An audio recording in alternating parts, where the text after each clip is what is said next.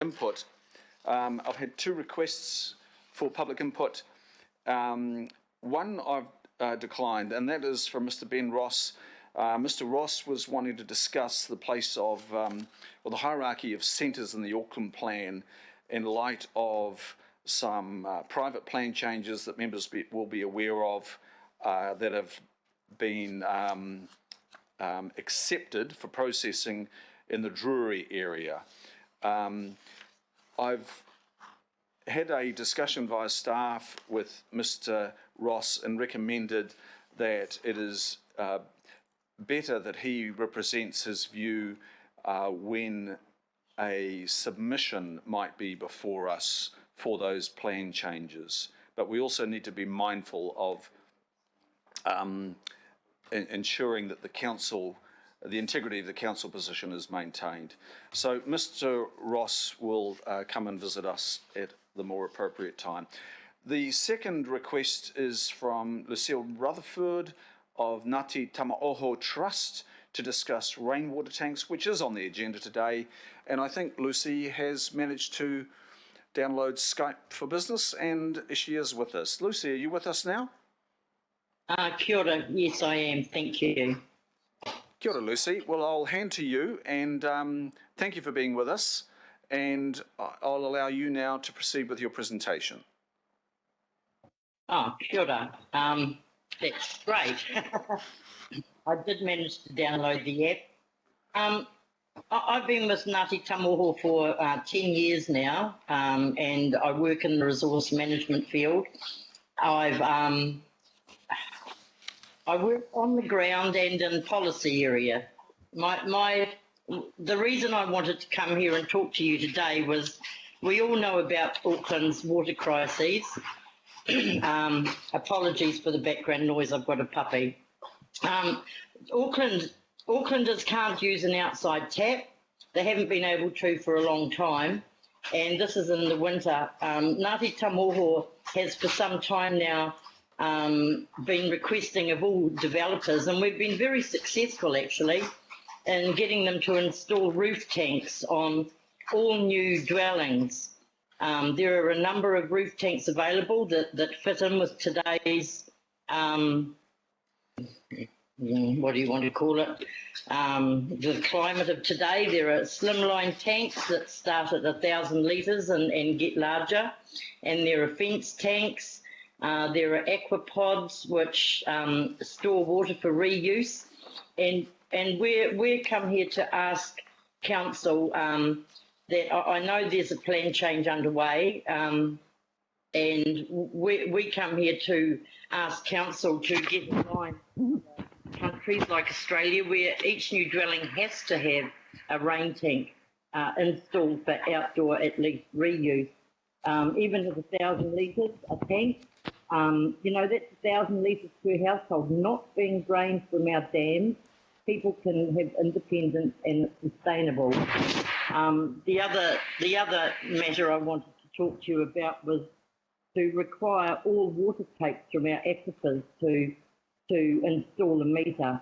And I know they have to if they're taking over and above the permitted use. It's the permitted users that we have some real concern about. We receive still weekly between 1 and 3 applications for a permitted water take, and some of them quite blatantly are to have a swimming pool on their property, and we've been trying for many years to get council to get a handle on how much water is in the aquifer, because it's really hard to tell with permitted water takes. You have to act on good faith, and so those are the two main things that I wanted to talk to you about today, and the other one was to see if you would remove the requirement for a resource consent to install roof water tanks for reuse. Kia ora. Did I use my 5 minutes? Kia ora, Lucy.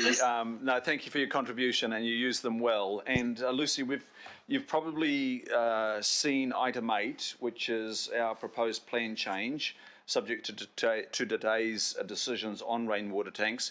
And have you managed to read that report? No, I have not been given anything. I'm only can see what's on my screen right now.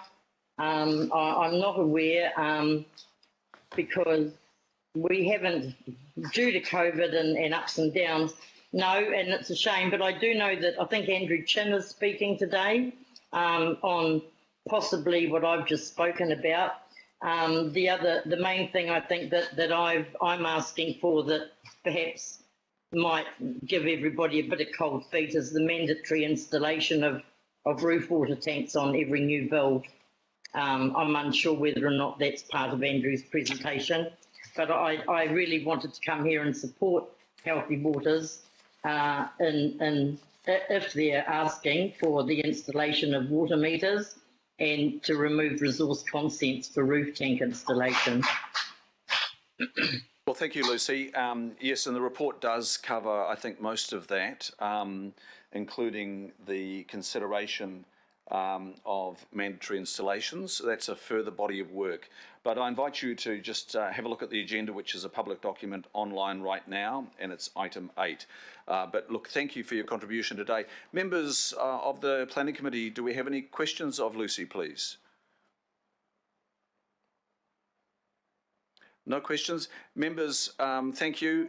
Lucy, thank you so much for your contribution here today. It's in line with the council view, I hear and see.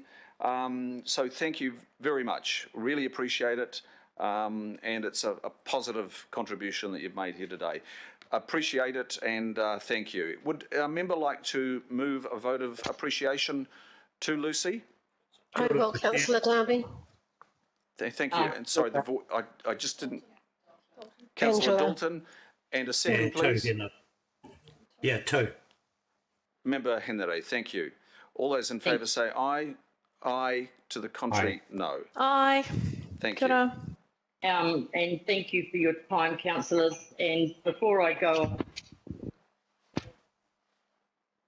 whenua, they all tautoko'd my coming here. They all supported me to come here and say this, and had the town hall been open, there would have been a whole heap of us. Kia ora. Kia ora. Fantastic. Great to hear. Thank you. Kia ora, Lucy. Kia ora. So members, we'll now proceed, and I'll just, I forgot to welcome members of the public that might be viewing this meeting through streaming, and I needed to also, so welcome to the members of the public. I also needed to let you know just who's in the room. I'm the only elected member in the room. All the other members are online, but in support in the room is the Chief of Strategy, Megan Tyler, the Manager of Plans and Places, John Dogood, the Executive Officer in the Chief Planning Office, Vanessa Blakelock, and Governance Advisors, Sandra O'Toole and Duncan Glasgow. We're all suitably spaced. So now we'll go to item 8. Oh, sorry, I need to just check off a few others.